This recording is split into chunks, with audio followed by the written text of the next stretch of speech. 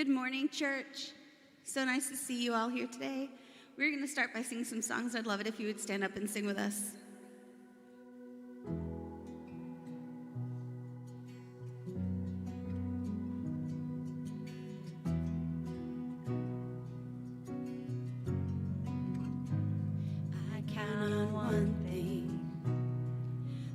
same God that never fails will not fail me now. You won't fail me now in the waiting. The same God who's never late is working all things out. You're working all things out. Oh yes, I will lift you high in the lowest valley. Yes, I will bless your name. Oh yes, I will sing for joy when my heart is heavy all my days. Oh yes, I will.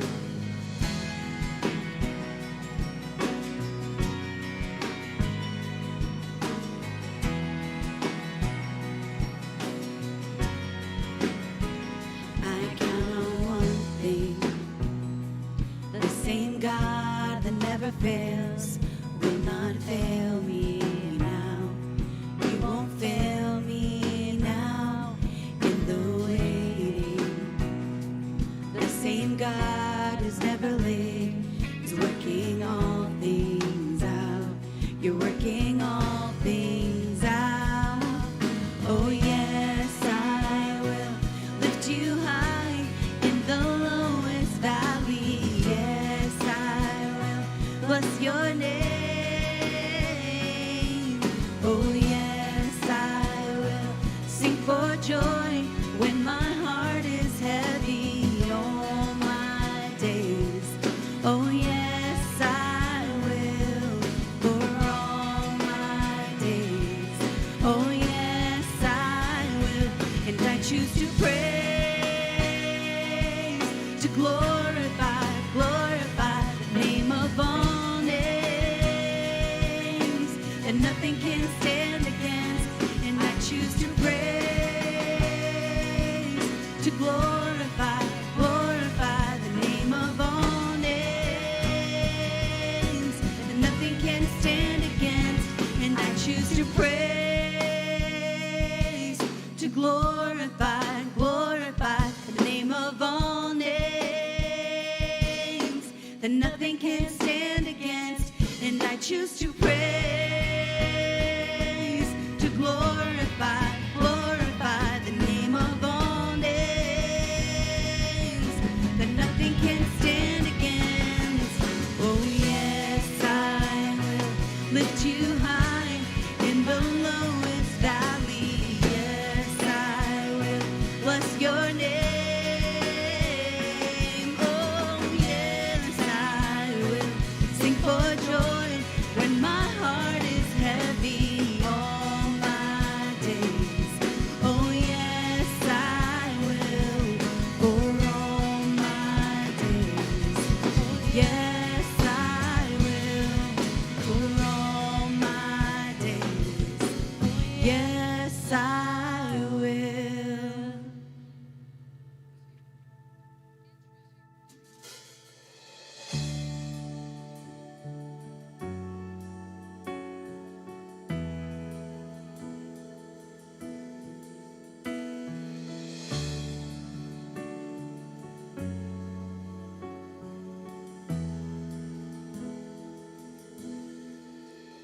You give life, you are love, you bring light to the darkness, you give hope, you restore every heart that is broken. Great are you, Lord. It's your breath in our lungs, so we pour out our praise. We pour out our praise. It's your breath in our lungs, so we pour out our praise to you only.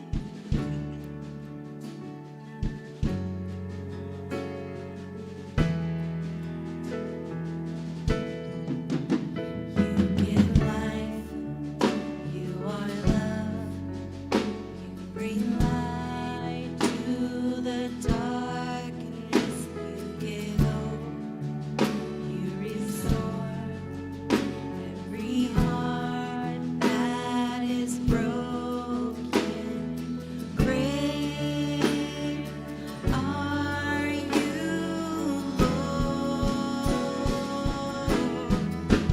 It's your breath in our lungs, so we pour out our praise. We pour out our praise. It's your breath in our lungs, so we pour out our praise to you only. It's your breath in our lungs, so we pour out our praise. We pour out our praise. It's your breath in our lungs, so we pour out our praise to you only.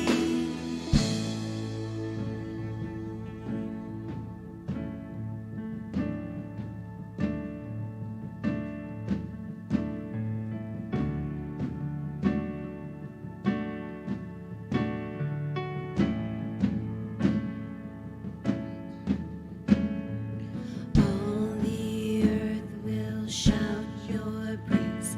Our hearts will cry. These bones will sing.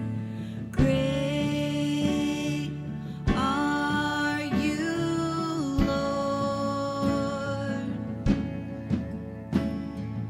All the earth will shout your praise. Our hearts will cry. These bones will sing. Great are you, Lord. All the earth will shout your praise. Our hearts will cry. These bones will sing. Great are you, Lord. It's your breath in our lungs, so we pour out our praise. We pour out our praise. It's your breath in our lungs, so we pour out our praise. You only. It's your breath in our lungs, so we pour out our praise. We pour out our praise. It's your breath in our lungs, so we pour out our praise to you only.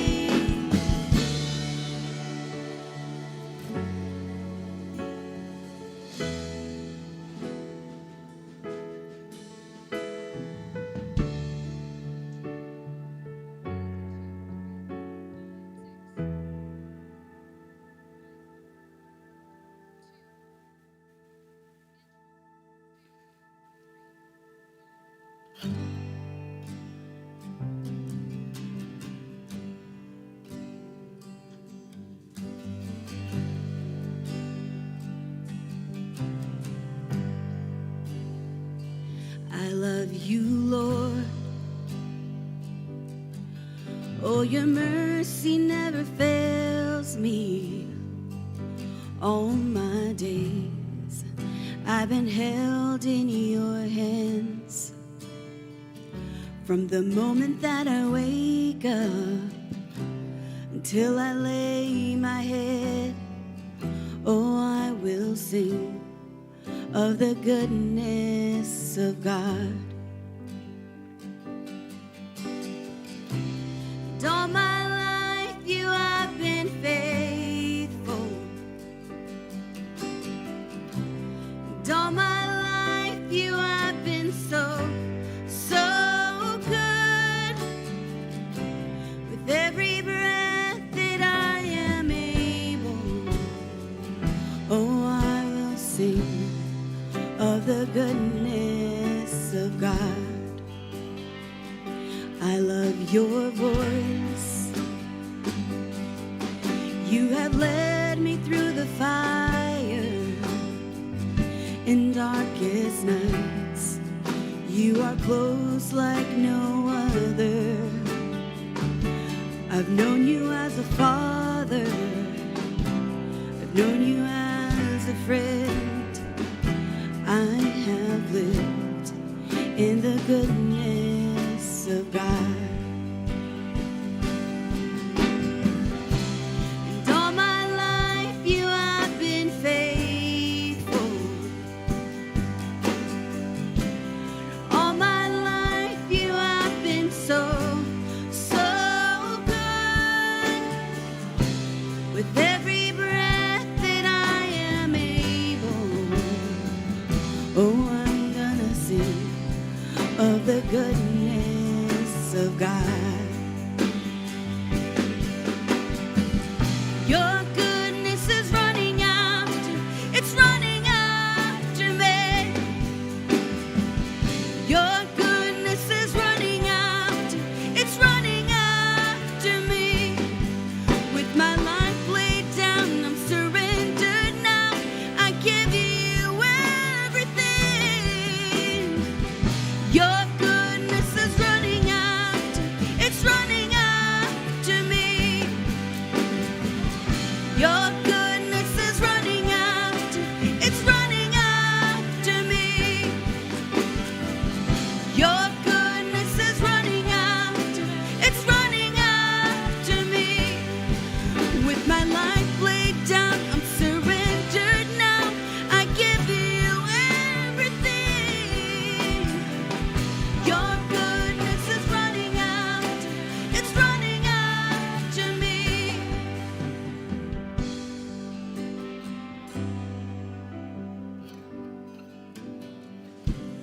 All my life you have been faithful. All my life you have been so good. With every breath that I am able, oh, I'm gonna sing of the goodness of God.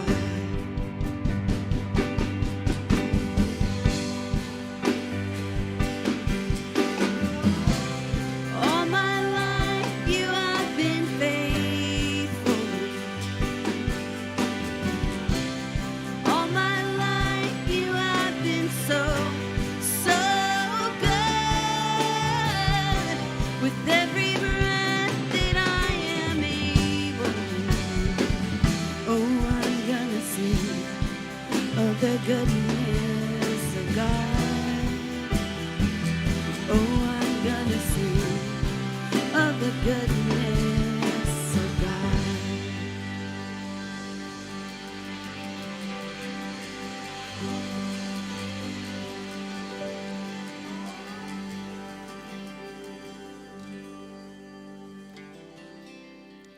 You may have a seat.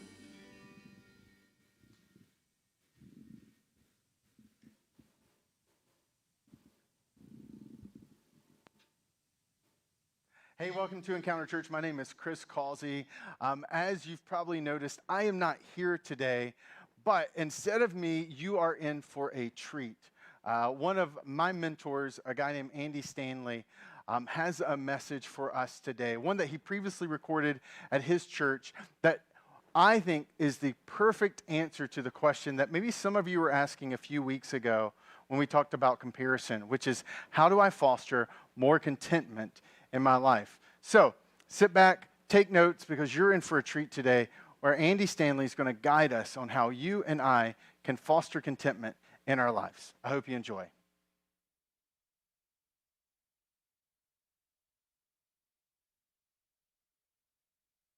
a really important week in the life of America, and it happens every single year on this very same week. This week is the hinge point in the rhythm of American culture.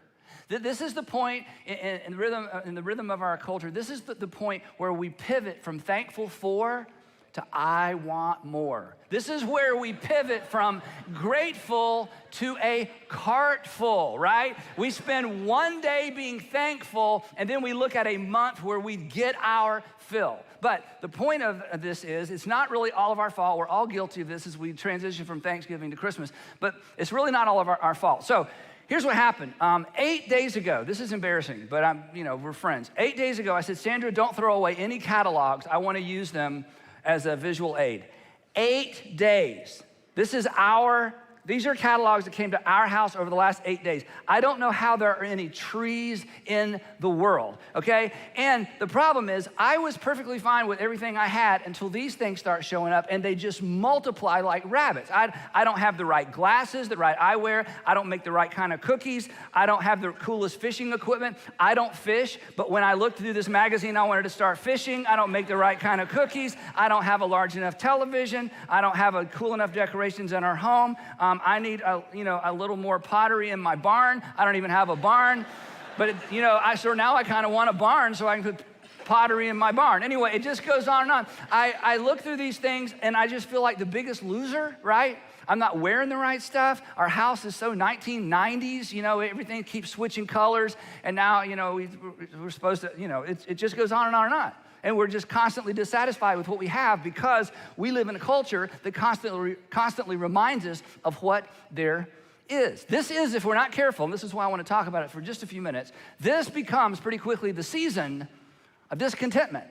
Dissatisfaction with what we have and dissatisfaction with what we can't afford. And the realization that while we have food to eat, clothes to wear, transportation, music to stream, smarter than ever phones and flatter than ever televisions, this is the season where we're reminded that it all needs to be upgraded. Now, you won't believe this. Some of you are old enough to believe me. Most of you won't believe me. But once upon a time, this is crazy. Once upon a time, people used things until they broke. I know, it's crazy. I mean, who would do that? I mean, you're gonna keep that thing till it breaks, right? I mean, haven't you seen the newer one, the faster one, the cooler one? Yeah. Once upon a time, people in our country, they kept things until they broke. And then, get this, when they broke, you know what they would do with them? No, not throw them away. They would fix them. I mean, how stupid is that? Why would you fix something? I mean, the great news when things break is you get to get a new one, right?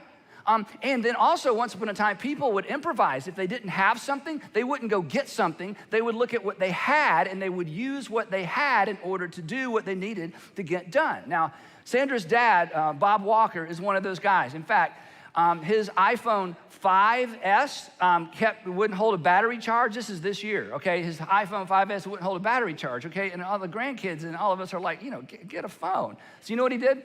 He found online where he could buy a battery. He changed his battery in his iPhone 5. Who would do that? Smart people would do that. That's who would do that, right? Back in the day, that's what everybody did. And again, back to this, use what you have to do what needs to get done. A few years ago, he put some cameras in his mini warehouses. He has many warehouses, and he bought the cameras, but he didn't have a bracket. But why would you order a $29 bracket for the camera when you can just take an old license plate and mount it on the ceiling? That's what I'm talking about right there, okay? See, it kind of makes you wish you'd thought of that. You have no idea what you might do if you quit thinking so much in terms of upgrade and just look around the house. Now, that's a bit unusual. He's a bit unusual, but he's an amazing person, okay? Now, my problem, and he didn't have this problem because he just lives his life differently. My problem is this: just about every day I see one of just about everything I don't have. Just about every day I see one or a picture of one of just about everything I don't have that I didn't know that I needed until I saw it. And it just so happened that someone happens to know that I might also like. And that what I'm looking at is actually related to items that I've already seen. And somehow they know that customers who bought what I'm buying also bought, and that what I bought is also oftentimes frequently bought with other things, and they know exactly what I'm buying and how it goes with other things. So how in the world do you stay content in a world where everybody knows what you're buying and what you're thinking, and they just keep dangling it out there in front of you? And the problem, come on, if we're honest, the problem is not what we don't have. It's awareness of what we could have.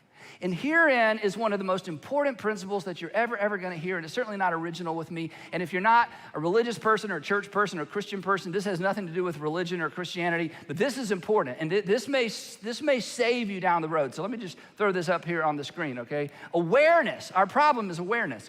Awareness fuels discontentment. That's why I'm so discontent, because I know what there is out there. The reason you're so discontent with what you drive, where you live, how high your ceilings are, and what color the hardware is on your doors, and it just goes on and on and on, is because you're so aware of what other people have, and you're so aware of what's available. Awareness fuels discontentment. This explains why getting more stuff doesn't solve the problem. Getting more stuff doesn't actually make you feel like, oh, I'm full, I got enough stuff, right? It doesn't even reduce the appetite. In fact, it's just the opposite, because our desire for stuff is an appetite. And like any appetite, if you feed it, what happens to it? It grows. It doesn't go away. I mean, just because you've had a great meal, you push away from the table and go, I'm full. And 3 hours later, you're looking through the refrigerator. Why? It's an appetite. And feeding it doesn't shrink it. Feeding it expands it. And we live in a world, I live in a world, I live in the same world you do, that every single day somebody's trying to feed that appetite, and I'm never fully satisfied. I'm never fully satisfied with what I drive, where I live, what I do, all those kinds of things. It's just constantly being stirred up by our awareness of what's out there. Now, to be fair, there's nothing sinister about good marketing, and there's nothing sinister about great advertising. So if you're in the marketing business, advertising business, everybody's got to eat and live indoors. Way to go. You're being super successful. So I'm not dissing an industry, but there is something unsettling about too much credit card debt, right? And there is something a little disturbing about not having enough savings because you've got so much stuff sitting around your apartment or sitting around your house. And there is something a little unsettling about not having any financial margin, because no matter how much money you make, if you don't have margin, you don't have financial peace, because peace is always found in the margin. And there's something a little bit unsettling about the fact that I've acquired so much stuff that even though I feel generous in my heart, I can't be generous in my checkbook because I've got so much stuff, and there's so much more stuff I'm trying to get. So there's nothing wrong with marketing, and there's nothing wrong with advertising. But there is a problem when it gets out of control, and when the focus of our lives becomes the upgrade, and the focus of our lives become what's next. Now, the other thing that you need to know as we talk about this is not all discontentment is bad. In fact, there's some good discontentment. If you have a bad habit, and you are sick and tired of that habit running and ruining your life, and you decide, you know what, this is the year, I'm getting rid of that habit. I'm so discontent with where I am because of the money I spend on this habit and what it's doing to my health, that's good discontentment, right? If you are sort of in a cul-de-sac in your career and you're just not going anywhere, and you're thinking, I want to do better, I want to finish school, I want to get a master's degree, I want to get a different job, I need to move on with my life, and you're discontent with where you are, that's a good kind of discontentment. In fact, dissatisfaction and discontentment have led to some powerful things, some great things. In fact, discontentment has led to solutions for some of the world's biggest problems. The problem of poverty, problems as it relates to hunger, joblessness.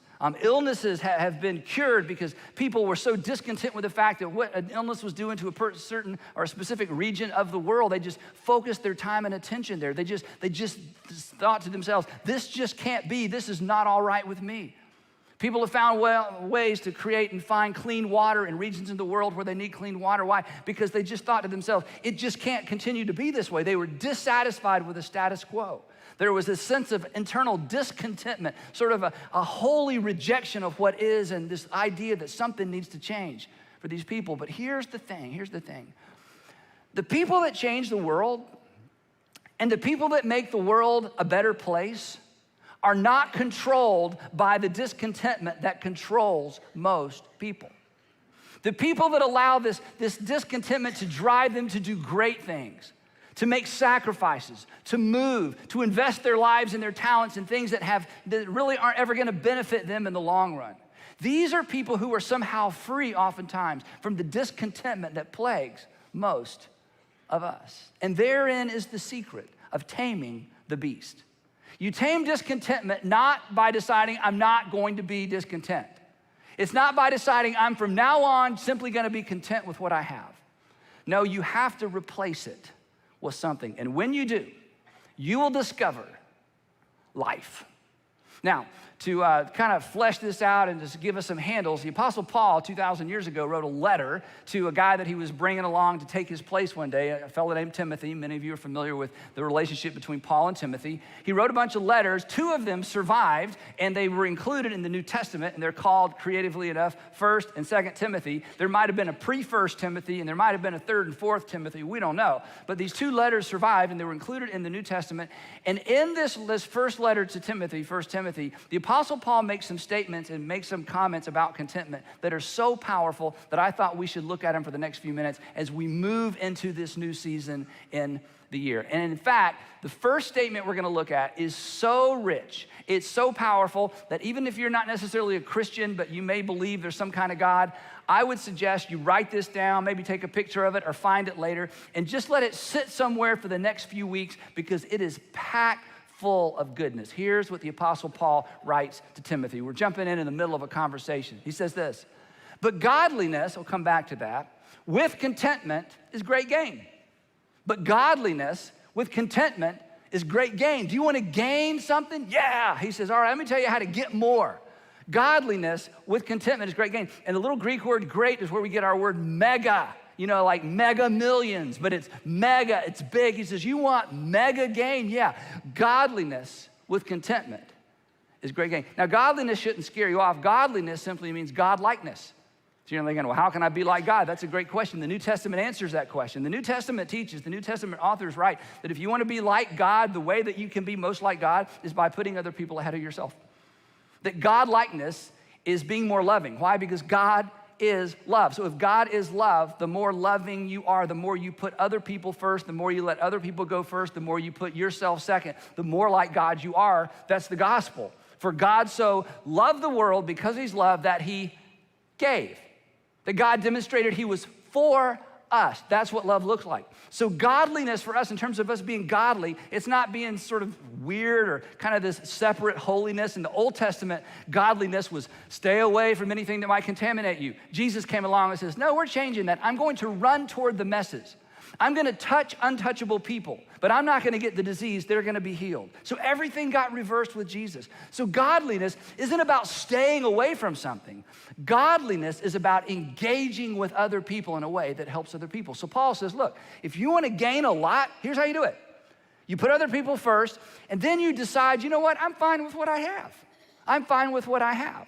To which we say, but Paul, we're Americans, okay? Our economy would collapse if we did this, okay? We're Americans and we're not buying it because we're so busy buying other things. So Paul says, well, I'm not finished yet. Let me explain. So the next word is for. Whenever you see a for in the New Testament, you need to ask, what's that there for? And it's there for so that you can understand what he just said. So here's what he says, for. We brought, this is such a big idea. It's so obvious we just rush right by it. For we, that's all of us, brought nothing into the world. What does that have to do with anything, Paul? For we brought nothing into the world. In other words, you were perfectly content. You were perfectly content before you got here. You were, remember that? I'm like, no, because I wasn't here. Exactly. You were, in other words, think about this. You were most lovable when you owned nothing. You were most cherished when you couldn't do a thing for anybody. This is Paul's subtle way, he's building a case, his subtle way of saying, you have value way beyond what you have.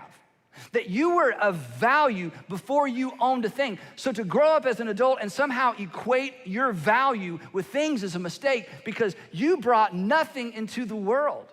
And then he gives us the corollary. He says, and, you know this, and we can take nothing out of it.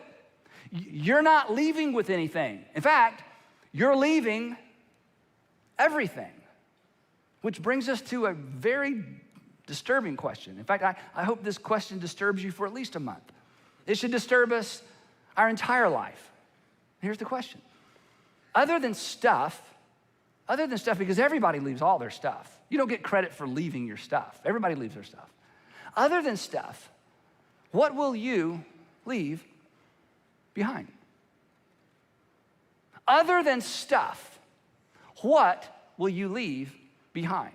You're going to leave behind your stuff. You are more valuable than stuff because you showed up without any and you're gonna leave here without any. So somewhere in the middle, we get all caught up in stuff. But when you leave, other than your stuff, what are you going to leave behind? This is a question that should just be front and center all the time. And if you allow it to be front and center, I make you a promise. It will curb your discontentment. It will curb your quest for stuff. You might become one of those extraordinary people who devote your life to something that has caused you to be discontent because of the way it's affecting and negatively affecting the world or someone in the world. Was there, to use Paul's terminology, other than stuff what we leave behind, will there be any great gain? Will the world have gained anything because you were here? Will the community have gained anything because you were here? Are you just gonna leave your stuff? And then Paul steps back and sort of toward himself a little bit, and he makes a statement to Timothy that you gotta be careful the way you read this. And he says, Timothy, now, let me tell you how I'm applying what I've just taught you. And Timothy, I'm not asking you to do this. And I think he would say to you, I'm not asking you to do this. And he would say to us, I'm not asking all of you to do this, but I just want you to know I'm not a hypocrite. I'm practicing what I'm preaching. Let me tell you how I'm working this out in my life. Here's what he says. But if we, talking about himself and his traveling companions, Luke, who wrote the book of Luke, Gospel of Luke, traveled, Barnabas, he had a bunch of guys that traveled around. He says, but if we have food and clothing, we're gonna be content with that. Now, he's not asking you to do that. I mean, Paul didn't have a family. Paul didn't have any, official responsibility. He just traveled around. His life was in danger. He was stoned. He was shipwrecked. He was bitten by poisonous snakes. I mean, he knew any day of his life could be his last. So he says, I'm not asking you to take this to the extreme I've taken it to, but I just want you to know I'm practicing what I'm preaching.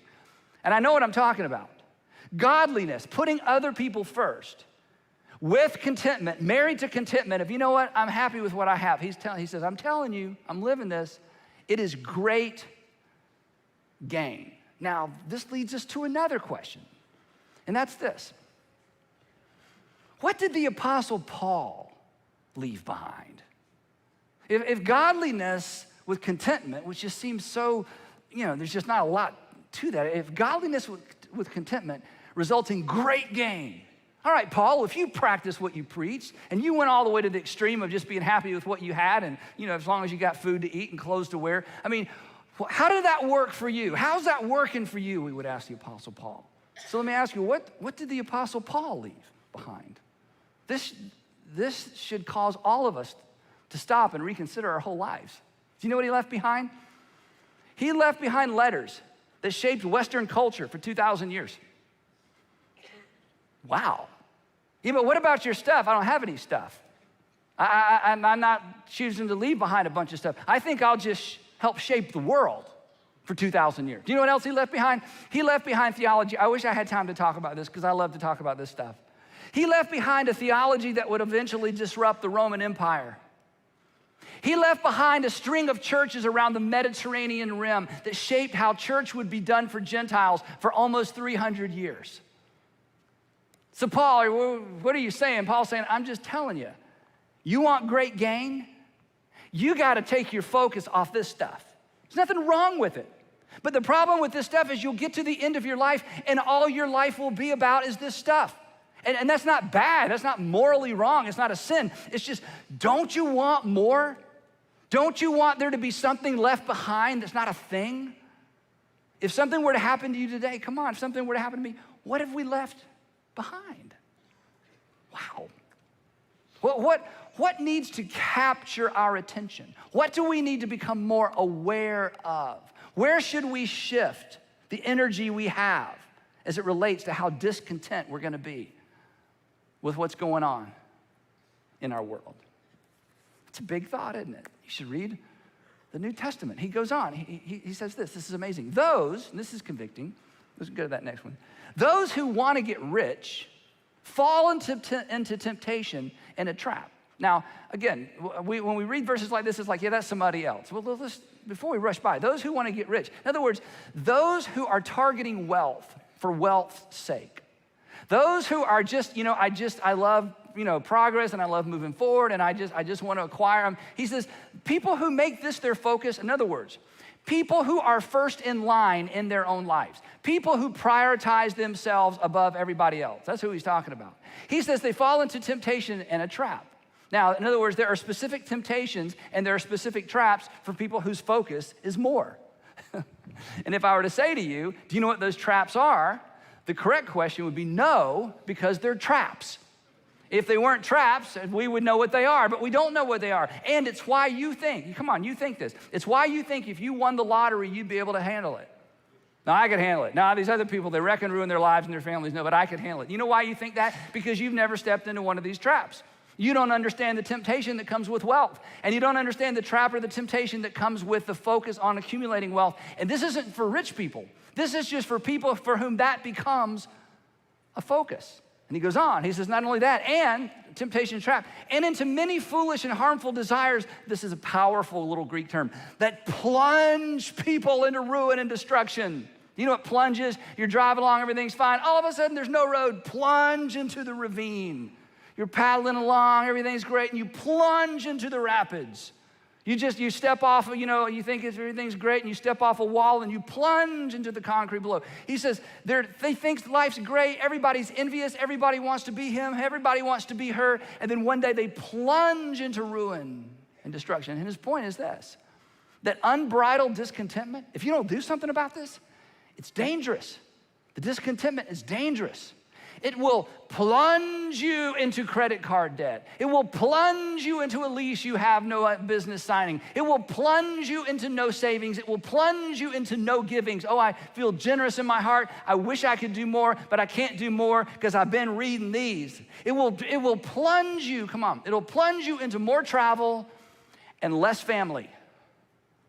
And one day you wake up and wonder why, nobody's getting along and nobody wants to see you and they're just after your money and they're just nice to you when you're giving them stuff and you're thinking, how did I get here? You stepped in one of those traps. You fell for one of those temptations that you thought you would be too smart to fall into. Paul's going, look, I'm just telling you how the world works. And then he kind of repeats himself to make sure we're paying attention. He says this, for the love of money is a root of all kinds of evil. Now, nobody loves money, right? Wrong. Yes, you just can't see it. You might love money. You can't see jealousy in the mirror. You can't see greed in the mirror. And you can't see love of money in the mirror. So how do you know? Because he's saying people who pursue wealth, it's the number one thing. People who love money, it's the root of all evil. He's saying the same thing over and over and over to make sure we get the point. But how do you know if you love money? Because I've never met anybody that said, I think the problem is it's my love of money. No, we say, no, I'm careful, or I am ambitious, or, we have other words we use. Paul says, no, there's some folks, you just love money, you just don't know it. So how do we know? Well, here's some things to get you started. What are you willing to do for it?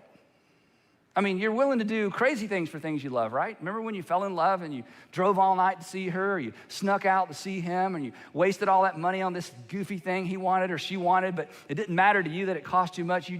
When you love people, you just go to extremes. What are you willing to do for money? Who are you willing to hurt for it?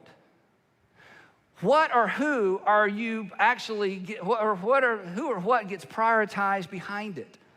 In other words, is there somebody at home that feels like they're competing for your stuff, competing with your stuff? Is there somebody at home and that you keep using this message? This is kind of a guy thing. Well, I just want to make sure you're taken care of when I'm gone. I just want to make sure you're taken care of when I'm gone. I'm just sure you're going to want to be taken care of when you're gone. So guys, let me just tell you what your wife and your kids are thinking. We just wish you go ahead and be gone. We wish you go ahead and be gone. We just wish you go ahead and be gone. Because you're not here anyway, but we can't get your money. So we got you and your money, and it's not helping us. So if you're not going to be present and love us and be a good father and husband, then go ahead and get gone so we can get all that stuff you want to make sure that we're going to be taken care of when you're gone. I mean, nobody believes you, Dad. I mean, we don't believe you. You like being gone. You like the thrill of victory. You like those cool dinners. You like famous people. You like it, and it's fine that you like it. But you've left us back here to compete with it, and we can't compete. And that just means you love something more than your family.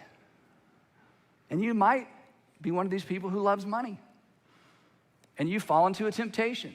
You've stepped into a trap. You're going to plunge into ruin and destruction. And you'll wake up one day in that stupid little cramped apartment by yourself going, how did this happen? And you know what you're going to do? You're going to blame somebody else. For the love of money is a root of all kinds of evil. He goes on. Some people eager for money. Ready for this? Some people eager for money. Basically, he's repeated himself 3 times. You know, this is the third way of saying if you want to get rich, you love money, eager for money, want to get rich, love of money, eager for money, same thing. Some of them have wandered from the faith and have pierced themselves with many griefs. What he's saying is this. You got so busy, you know, the church thing, you know, you got so busy, the God thing. Then you read a few books, and it's like, I've sort of changed my view of my philosophy because we're busy, because we got the lake house, we got the boat, we got all this stuff going on. And he says, over time, if rich people aren't careful, they get so caught up in more and more and more and more and more that they change the way they even view God, and they wander from the faith. And then look at this, and they pierce themselves with many griefs. And let me tell you, when you pierce yourself with many griefs, you won't be aware that you pierced yourself. You will find someone else to blame. So he paints this very negative picture about you got to get a handle on discontentment because it is dangerous. And then he says, but let me tell you what to do. And he turns a corner, and this is the beauty of this passage. Because he doesn't say, Timothy, just don't do that. He says, Timothy, let me tell you what to do. And if you do what I'm telling you what to do, you won't do that. But as long as you're focused on not doing something, you're going to have a not goal. I'm not going to be discontent. I'm not. You can't have not goals. My friend Adam Johnson, he's the lead pastor at Brownsbridge Church. He has this incredible message on the problem of not goals. That you can't just have a bunch of not goals. I'm not going to be like my dad. I'm not going to be like, no. He says, no, you got to decide, what are you going to do? And the Apostle Paul says, it's not enough to say, I'm not going to be consumed by what I don't have. He says, let me tell you what to do. Now, ladies, remember, he's writing this to a guy, so don't be offended by this next line. If he would write to you, he would change the terminology. Here's what he says. He says, but you, it's a contrast to Timothy, but you, man of God, flee from this. Don't just stare at it and decide, I'm not. He says, no, you've got to change. You've got to pivot. You've got to refocus. You've got to become aware of something entirely different. And what is this? The constant pursuit of more. He says, you got to flee from something, and you've got to pursue something else. And here's what you pursue. But you, man of God, flee from all this and pursue righteousness. Decide, you know what? My chief pursuit is I'm going to do the right thing.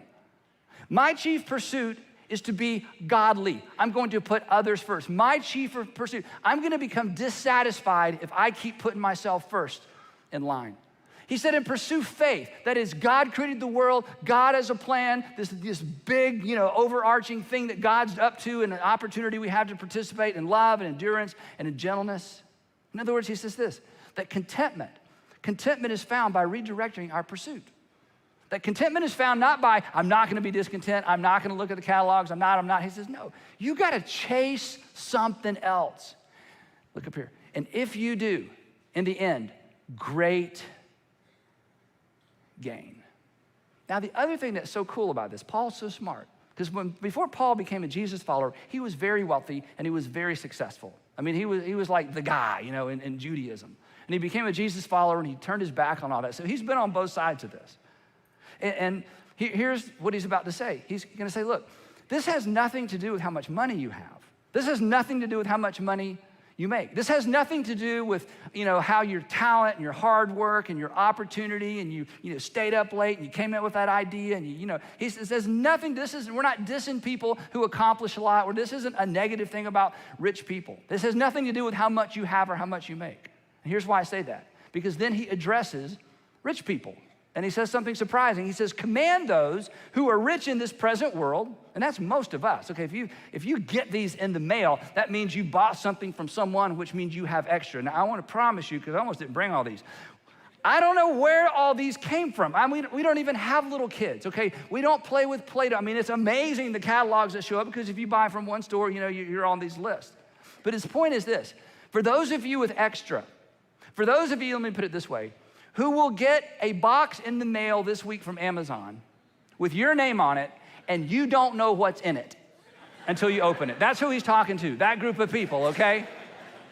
That you've never, ever gone into Home Depot or Lowe's or any store for the one thing and walked out with the one thing, okay? That's the one that you're not about to bend a license plate. You're gonna buy the bracket, okay? The people with extra, you got money in your ashtray. Your car lives in its own house with windows, and some of you have shades, electric shades for the car. Is that okay? It's your car. Anyway, so he's talking to those of us with extra, and here's what he says. Command those who are rich in this present world not to be And we think he's gonna say, not to be so rich. That's not what he says. He says, command those who have extra not to be arrogant, nor to put their hope in their wealth. You know what this phrase means? It means don't place it out front. Don't allow it to be the chief pursuit. Don't allow it to be number one. And how do you keep something from being number one? You choose to place something in front of it as number one. Who put their hope in wealth, which is so uncertain. But, and it continues, but here's this, not just a not goal, it's something you can do, but to put their hope in God who richly provides us with everything for our enjoyment. I bet you didn't even know that was in the New Testament. Yeah, he says, God has provided this stuff for your enjoyment. I just want you to have stuff. I just don't want your stuff to have you. I want you to enjoy what God has given you. I don't want you to be so dissatisfied by what you don't have that you can't enjoy what you do have. I don't want you to be so driven by what's next, you can't pause and enjoy what God has placed in your hands. Okay, but Paul, you got to be more specific. This is still kind of churchy for us. Tell us what to do. So he says, all right, let me get real specific, rich people. He says, Timothy, command the rich people. The rich people need some practical application. Command them to do good. Now, this is so unusual. Why would you have to tell rich people to do good? Because rich people are so busy doing whatever they want to do, you can spend a month of your life, 2 months of your life, a season of your life, and never do good for anybody else. Because you have so many opportunities to do things for yourself, for myself. Plus, wealthy people, we're busy, aren't we? We got stuff to do. I mean, we're busy. And if we're not careful, we'll be busy, and it'll be all about us. And when we're gone, all we'll leave is stuff. He says, tell them to do good. Tell them if you're gonna be rich, in other words, if they're gonna overdo it, if people are gonna be like, wow, look at all that. He says, tell them to be rich in good deeds. In other words, when somebody says, wow, she sure has a lot, the next sentence is, yeah, and she does a lot for people. Wow, he certainly has a lot, yeah, and he does a lot. Wow, they certainly have amassed a lot. Yeah, but they do a lot. He says, if you're gonna have a lot, you need to do a lot. You need to do more than the average person because you have more opportunity. And if you don't, it's not like God's gonna send you to hell. It's just that at the end, you're gonna be like poor people who have the same misguided ambition. You're just gonna leave things. You're just gonna leave more things, but you're just gonna leave things. He's getting to the good part. And to be generous and to be willing to share. In other words, tell the rich people to develop a lifestyle of generosity, of doing, of giving, and sharing. Otherwise, they're just gonna consume and hoard their way and have through life and have nothing to show. And then he gets to my favorite part. In this way, he says, in this way, in what way, Paul? In this way, what is this way? This way is by refocusing on doing good for others, by refocusing on godliness. I'm gonna put other people first and other people's needs and other people's priorities ahead of mine. He says, in this way, by being content, deciding, you know what, I could upgrade, I can even afford to upgrade, but I'm gonna choose not to. In fact, I think I'm gonna take the $800 that it would cost to upgrade, I think I'm just gonna give it away. There, take that discontentment, that'll teach you to try to control me. He says, in this way, they will lay up treasure for themselves as a firm foundation for the coming age, so that, and then this is the music changes, it gets big, it gets bold, it gets loud, this is so intense. He says, so that, ready? So that they, he's talking about you and me, so that they may take hold of the life that is truly life. He says, if you will wrestle discontentment to the ground, if you will refocus your awareness, if you will allow yourself to be bothered by things that really need your undivided attention, not just where you live, what you drive, what you wear, and all these things. He says, if you'll do this, Paul, who been there, done that, says, I'm telling you, at the end, you will take hold of life that is truly life. You will take hold of life-giving life. You will take hold of a life that is worth living. You will take hold of a life that leaves life in its wake and not just stuff. It's an invitation. Life becomes truly life when it's given away. This is how you leave something that's not just a bunch of some things. That is great gain. And this is why I remind you every chance I get. And you think, Andy, you just run out of things to talk about. I haven't. This is why I remind you every chance I get. Look up here. Look. The value of a life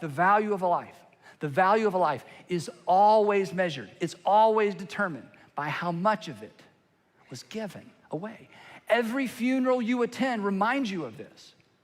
The value of your life, the value of your life, the value of your life, the value of my life will ultimately be determined and measured by how much of my life, how much of your life was given away. The value of a life, you know this, is never determined by what was accumulated and consumed or hoarded.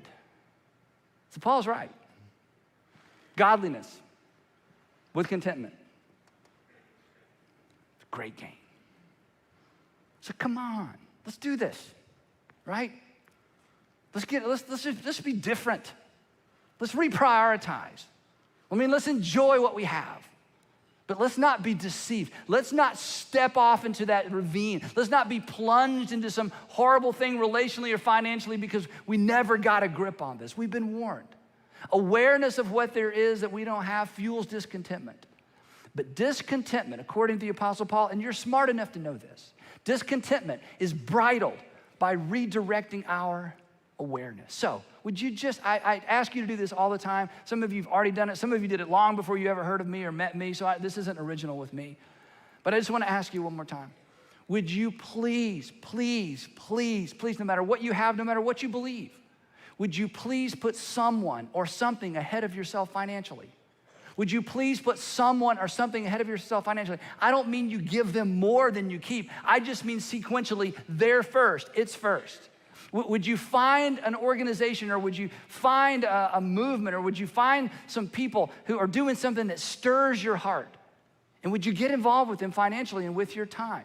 Would you give first and systematically? Not guilt, oh, it's that time of year, Would you give first and systematically to something that stirs your heart, or that breaks your heart, or that you feel like is making a difference in the community or a difference in the world? And if you do, you'll enjoy what you have, but what you have will never have you. And if you do, what you don't have won't bother you as much. And you will lay hold. It's incredible terminology. And you will lay hold of life that is truly life. Don't you want that? Don't you want to be missed? When they go through, you do your will, and you're leaving all this stuff, don't you want there to be a group of people that may have never met you? They are better off because you were here. You're gonna leave everything behind. I hope you leave more than everything. You're gonna leave everything behind. I hope you leave behind more than things.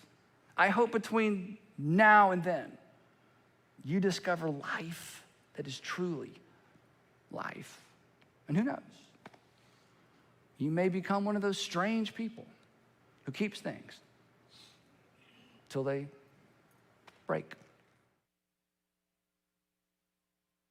Hey, I hope you found that message by Andy both hopeful and helpful. I sure did when I was listening to it, praying and processing for how do we answer that question around contentment. I want to pray for you as our team comes up to lead us in the closing song today, that you and I would be people whose lives would be marked by contentment, that would be marked by gratefulness for all the good things in our lives, and that we would leverage the last month that we have together as a church this year to be people whose contentment really is catalytic for good things in our community. Let's pray. God, thank you.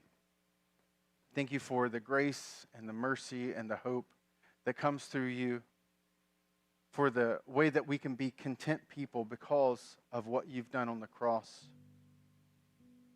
I pray that you would expand our vision, that you would lift our eyes to a greater horizon of life, to make a difference, to be people who are catalytic with our contentment.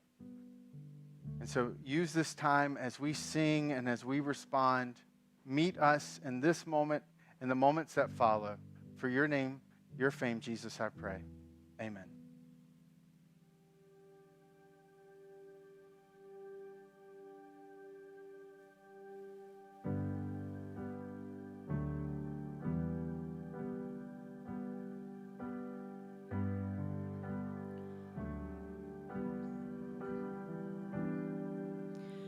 Grander earth has quaked before, moved by the sound of his voice, and seas that are shaken and stirred can be calmed and broken from my regard. Through it all, my eyes are on you. And through it all, it is well. And through it all, my eyes are on you. And it is well with me.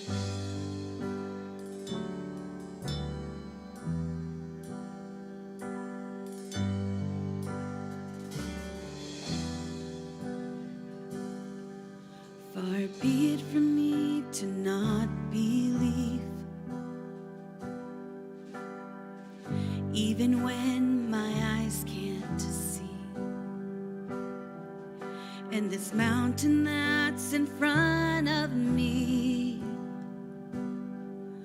will be thrown into the midst of the sea. Through it all, my eyes are on you. And through it all, it is well. And through it all, my eyes are on you. It is well. It is well. So let go, my soul, and trust in him. The waves and wind still know his name. So let go, my soul, and trust in him. The waves and wind still know his name. So let go, my soul, and trust in him. The waves and wind still know his name. The waves and wind still know his name.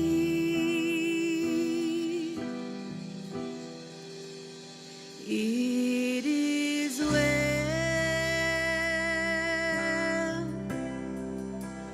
with my soul. It is well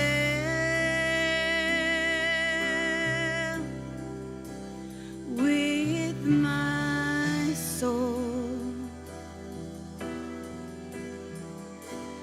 It is well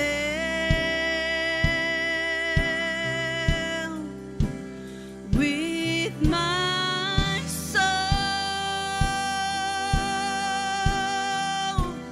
It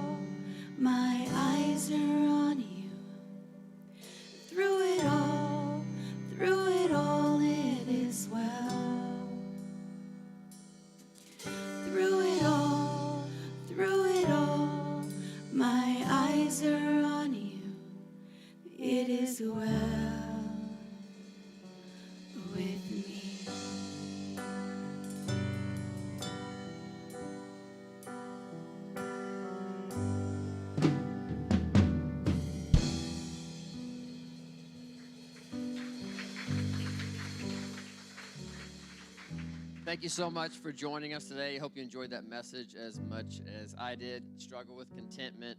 But what I have learned, it's taken me a long time to learn, is the only way my soul is well, the only way that I am well is when my focus is on Him and my eyes are on Him. My name is Dallas. I'm the student director, and we're making a shift. This is for grades 6 through 12. If you have a middle schooler or a high schooler, we're shifting from Wednesday nights to Sunday nights, and that starts tonight, 6:15 to 7:30. We feed you, we play games, we have prizes, we have fun, we have a teaching. So if you're interested in joining us, we would love to have you. We hope you have an awesome, awesome week and look forward to seeing you back here next Sunday. Take care.